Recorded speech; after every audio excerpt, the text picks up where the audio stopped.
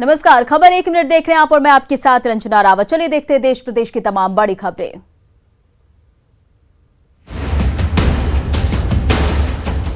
Corona की तीसरी लहर की आशंका के बीच बिहार में वायरल बुखार का कहर टूटा है, लेकिन स्वास्थ्य विभाग की सख्ती के बावजूद डीएमसीएच की व्यवस्था लचर है। डीएमसीएच में शिशु वार्ड के आईसीयू, निकू वार्ड, पीकू वार्ड और जनरल वार्ड पूरी तरह से फुल हो चुके हैं। बेड के अभाव में एक एक बेड पर दो बच्चों का इलाज चल रहा है। ऐसे में इन्फेक्शन का खतरा बढ़ गया है।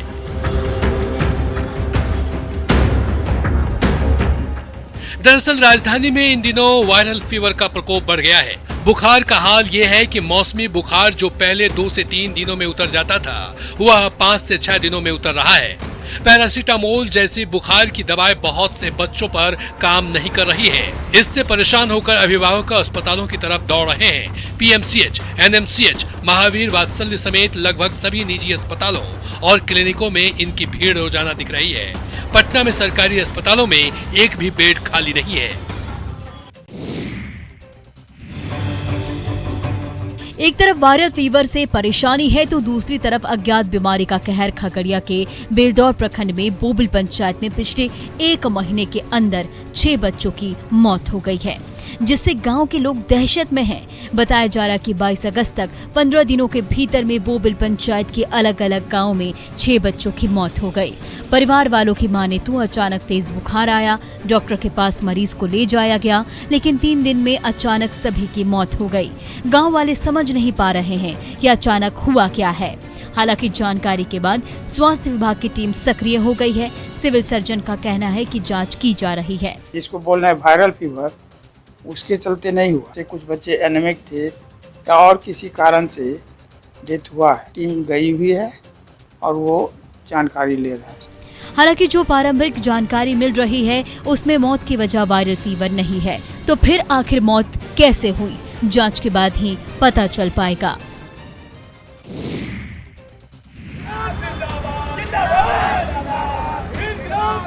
बिहार में निकाय कर्मी हड़ताल पर हैं। शुक्रवार को हड़ताल चौथे दिन पहुंच गया। कचरा उठाव न होने से राजधानी पटना में गंदगी का अंबार लगा है। 12 सूत्री मांगों को लेकर निकाय कर्मी अड़े हैं और उनका कहना है कि जब तक मांगे नहीं मानी जाती तब तक वो काम पर नहीं लौटेंगे। पटना में नगर विकास विभाग की तरफ से आउटसोर्सिंग के जरिए कचरा का उठाव किया जा रहा है, लेकिन वो नाकाफी साबित हो रहा है। इधर विभाग हड़ताली सफाई कर्मचारियों पर कार्रवाई की तैयारी में। हड़ताल के कारण सड़कों पर कचरे का अंबार लगा है, जिससे बीमारियों का खतरा भी बढ़ गया। कई इलाकों का हाल बेहद खराब है। दरअसल पटना नगर निगम की गाड़ियां गलियों में नहीं घूम रही, गाड़ियां सड़क किनारे खड़ी कर दी गई हैं।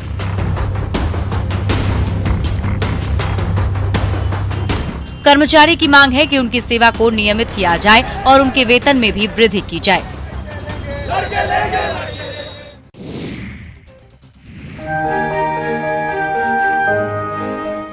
कहते हैं कि प्यार अंधा होता है, अगर ये परवान चढ़ जाए तो फिर किसी की नहीं सुनता। कुछ ऐसा ही सिवान के मैरवा में देखने को मिला।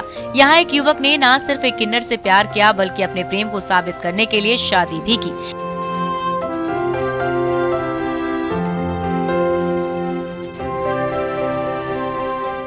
एक युवक के किन्नर से शादी का वीडियो वायरल हो रहा है। दरअसल मैरवा के लंगलपुरा गांव के विकास राजभर को एक किन्नर से प्यार हो गया और उसने उससे शादी रचा ली।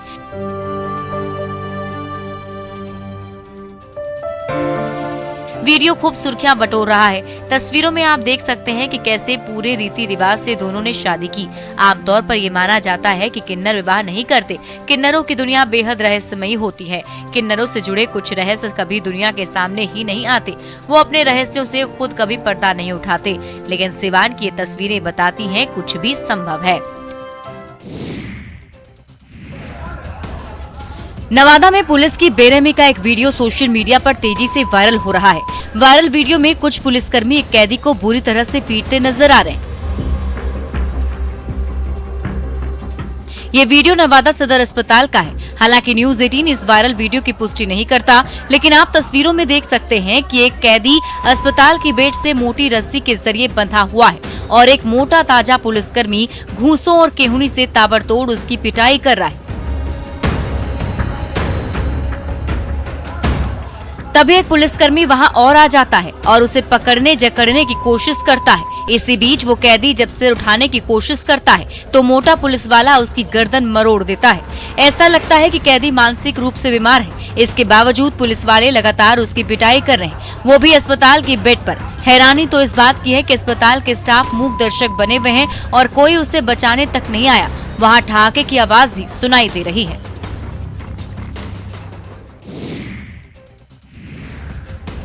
मुजफ्फरपुर सदर अस्पताल में एक बच्चे की मौत के बाद परिजनों ने हंगामा किया।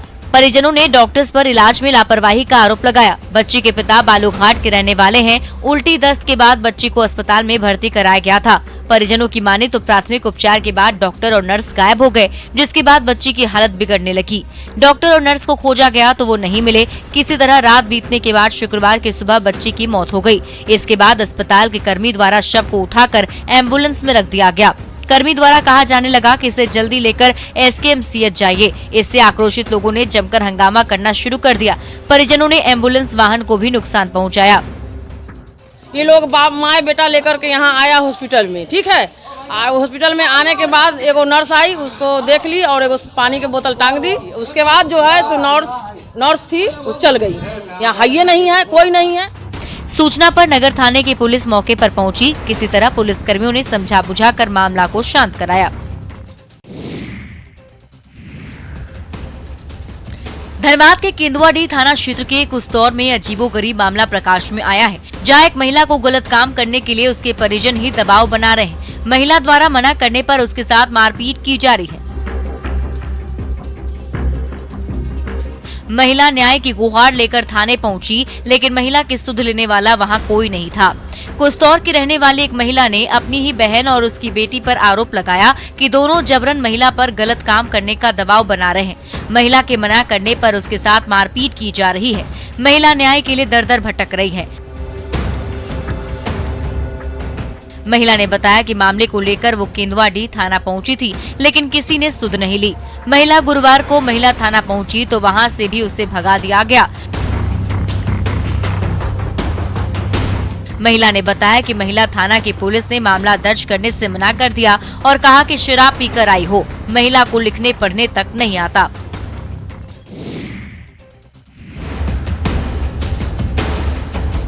झारखंड में मानव तस्करी कोई नई बात नहीं है। इसमें कई गिरोह काम कर रहे हैं। गिरिडीह के तीसरी प्रखंड में नाबालिग गरीब बच्चों को बरगलाया जा रहा है।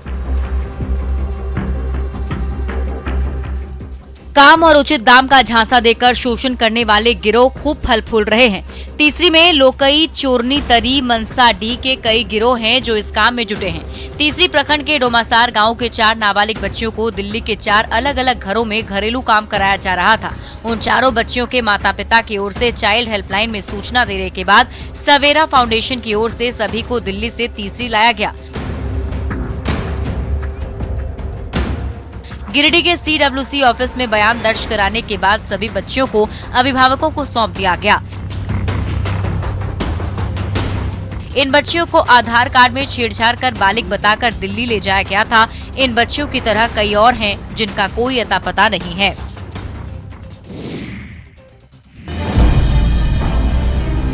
एक तरफ पंचायत चुनाव की सरगर्मी है तो दूसरी तरफ शराब तस्करी भी जोरों पर है। चुनाव को देखते हुए शराब माफिया सक्रिय हो गए हैं।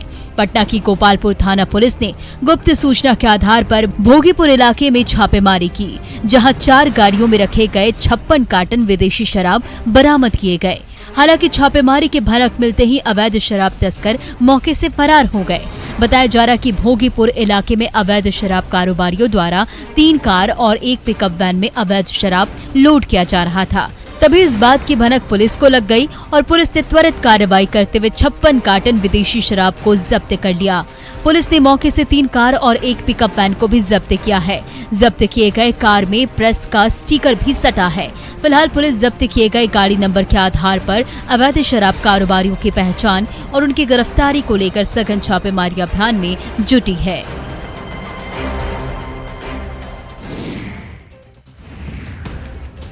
झारखंड के कई जिलों में तेंदुआ पत्ता से बीड़ी निर्माण होता है, लेकिन 2 जिलों साहिबगंज और पाकुड़ के बीड़ी मजदूरों के साथ नाइंसाफी हो रही है। इस पेशे में ज्यादातर इलाके की महिलाएं लगी हैं। एक तरफ जहां उनके कल्याण के लिए कोई सरकारी पहल नहीं हो रही, वहीं उन्हें काफी कम मजदूरी भी मिल रही है।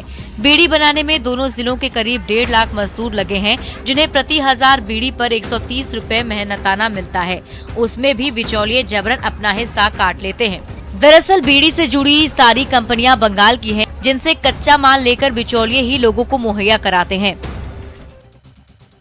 20 साल पहले से ही बीड़ी में चलते आ रहा है। ये काम हो रहा है। हाँ। पहले कितना 60 देता था, अब 130 देता है, 35 पहले देता है। तो 60 से भी कम था, अभी 130-40 इस तरह मिलता है। दिन भर में भी किसी के 1000 पूरता नहीं है। इधर डीडीसी ने कम मजदूरी मिलने की शिकायत के बाद जांच कराने का भरोसा दिया, साथ ही बिचौलिया प्रथा को भी समाप्त करने की बात कही।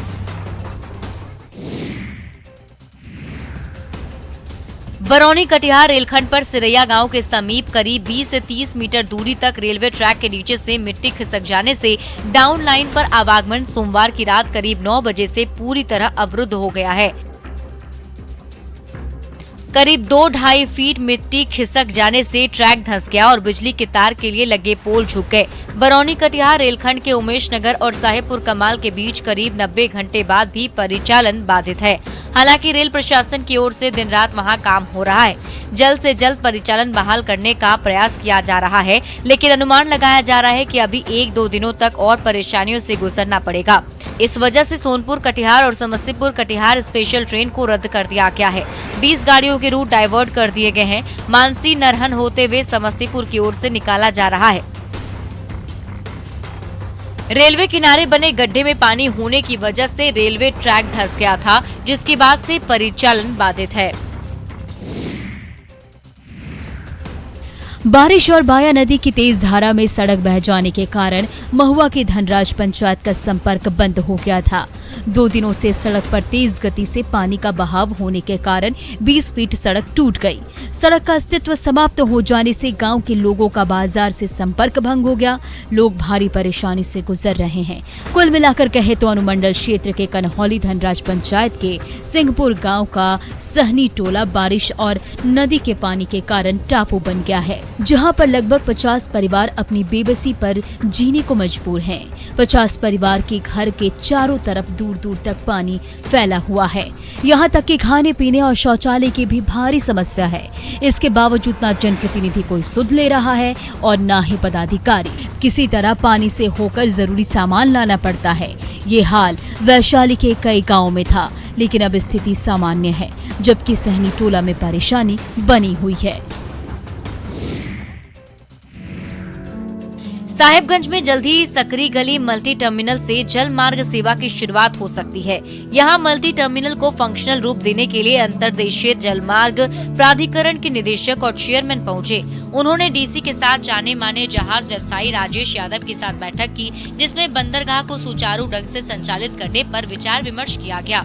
यहाँ PPP मोड में जल्द ही टर्मिनल की शुरुआत की जाएगी, जिसके संचालन में आने वाले कठिनाइयों को दूर करने पर विचार किया गया। प्राधिकरण ने व्यवसायियों को हर संभव मदद का भरोसा दिलाया। लोकेशन पे बहुत अच्छा टर्मिनल एक फैसिलिटी बनी है। इसको हम अभी एकदम फुली इसको फंक्शनल कराने के लिए, और इसमें और क्या क्या ऐड किया जा सकता है, इसमें क्या क्या चीजें हमें और क्या इम्प्रूवमेंट कर सकते हैं। यहाँ से जलमार्ग सेवा की शुरुआत होने से बांग्लादेश और नेपाल से भी कारोबार को जोड़ा जाएगा। साथ ही साहिबगंज का भी चौतरफा विकास होगा।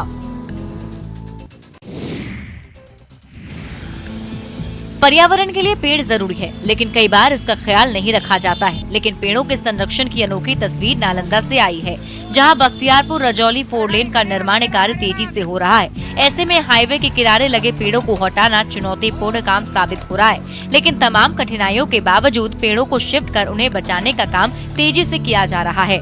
पेड़ों को उखाड़कर क्रेन के जरिए शिफ्ट कर दूसरी जगहों पर लगाया जा रहा है। इस राजमार्ग के 4 लेन बनने के बाद स्थानीयता के साथ आर्थिक मजबूती का भी अवसर मिल सकेगा।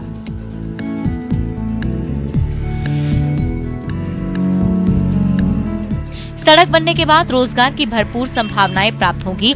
आज जो जमीनें खेतीहर हैं वो व्यावसायिक मूल्य की हो जाएंगी, जो भूमि धारकों को सीधा ही लाभ पहुंचाएगा, जबकि इन भूमि पर होटल, रेस्टोरेंट समेत अन्य हॉस्पिटैलिटी सेवाओं की स्थापना का अवसर पैदा होगा। लेकिन फिलहाल पेड़ों को बचाने की कोशिश की जा रही है ताकि पर्यावरण को भी बचाया जा सके। बांका जिले के लोगों का मुख्य पेशा कृषि है। 11 प्रखंडों में 7 प्रखंडों की भूमि समतल और उपजाऊ है। शेष 4 प्रखंड चांदन, कटोरिया, बौंसी और बेलहर पठारी इलाके हैं।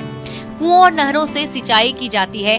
कृषि मुख्यतः सही समय पर और पर्याप्त मात्रा में जल की उपलब्धता पर निर्भर करती है। किसानों की आय को दोगुना करने को लेकर बांका जिले के रजौन प्रखंड के उपरामा गांव को मौसम अनुकूल कृषि के लिए चयनित किया गया था। बाद में इसकी सफलता को देखते हुए इसी प्रखंड के लीलातरी, कठौन, भुसिया, बसुवारा को शामिल किया गया। इस गाँव के किसान ने इस विधि को अपनाकर शानदार सफलता हासिल की।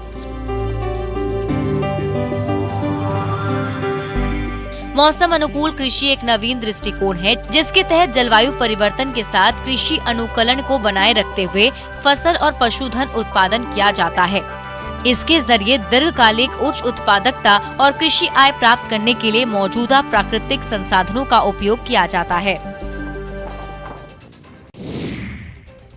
और फिलहाल इस बुलेटिन में इतना ही। बने रहे आप न्यूज़ 18 बिहार झारखंड के साथ।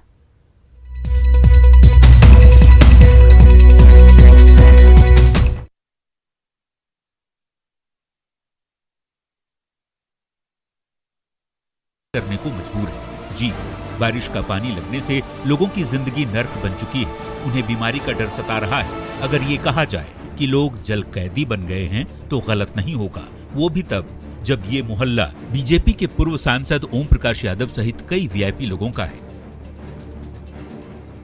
ये व्यथा कथा सिर्फ 1 साल की नहीं, हर साल की है। हर साल बरसात इन लोगों के लिए मुसीबत लेकर आती है।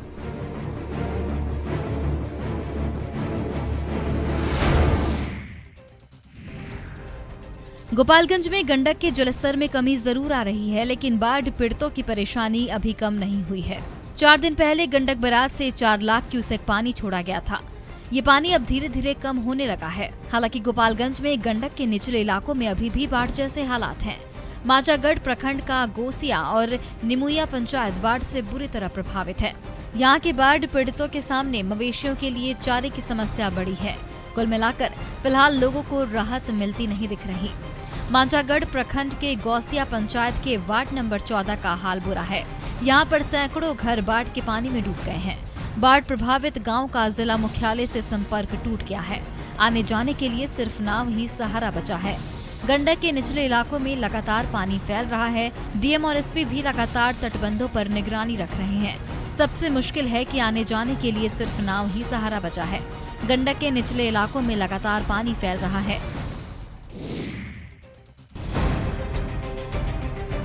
बगहा में गंडक नदी के जलस्तर में रिकॉर्ड गिरावट दर्ज की गई है। वाल्मीकि नगर गंडक बराज से फिलहाल 2,20,000 क्यूसेक पानी का डिस्चार्ज हो रहा है। बरसात के दिनों में ये जलस्तर सामान्य माना जाता है। जलस्तर में गिरावट से निचले इलाकों में पानी निकलना शुरू हो गया है। इसके साथ ही गंडक नदी में नाव का परिचालन भी शुरू कर दिया गया है। राहत थोड़ा मिला है। पानी ज्यादा आया हुआ था, पानी से सब लोग तबाह थे। अब थोड़ा थोड़ा पानी घट रहा है, अब थोड़ा थोड़ा इसी हो रहा है। इसके पहले 2 दिन गंडक के साथ साथ सिकहरना नदी जमकर कहर बरपा रही थी। इलाके में हुई भारी बारिश के बाद सिकहरना नदी के जलस्तर में बढ़ोतरी ने नई मुसीबत खड़ी कर दी थी। लौरिया गोनौली मुख्य मार्ग पर बाढ़ का पानी आ गया था। बावजूद इसके लोग पानी के बहाव में जान जोखिम में डालकर आवाजाही कर रहे थे, जिससे खतरा बना हुआ था। हालांकि अब स्थिति सामान्य है।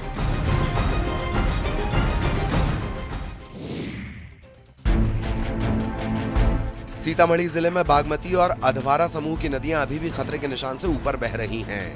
नदियों के जल स्तर में अचानक आई वृद्धि का असर भी दिख रहा है। सीतामढ़ी के जिला मुख्यालय डुमरा के ग्रामीण इलाकों में पानी पहुंच चुका है। लखनदेई नदी का पानी किसानों के खेतों में पहुंच चुका है और सैकड़ों एकड़ में लगी धान की फसल को नुकसान पहुंचा रहा है। सबसे बड़ी बात है कि किसान 2 बार धान की बुआई कर चुके हैं, लेकिन बार बार पानी आने की वजह से फसलें डूबी जा रही हैं। सीतामढ़ी जिले में बागमती और अधवारा समूह की नदियां लगातार खतरे के निशान से ऊपर बह रही है और आपको जो तस्वीर हम दिखलाने की कोशिश कर रहे हैं, यह सीतामढ़ी के जिला मुख्यालय डुमरा का नजारा है। आप तस्वीर देख सकते हैं किस तरीके से जो लखनदेई नदी है वह पूरे उफान पर है, क्योंकि यह तीसरी दफा है जब किसानों को बाढ़ के पानी ने परेशान करने का काम किया है। और यही हालात रहा तो किसानों को अब अपनी मदद के लिए सरकार पर टकटकी लगानी होगी।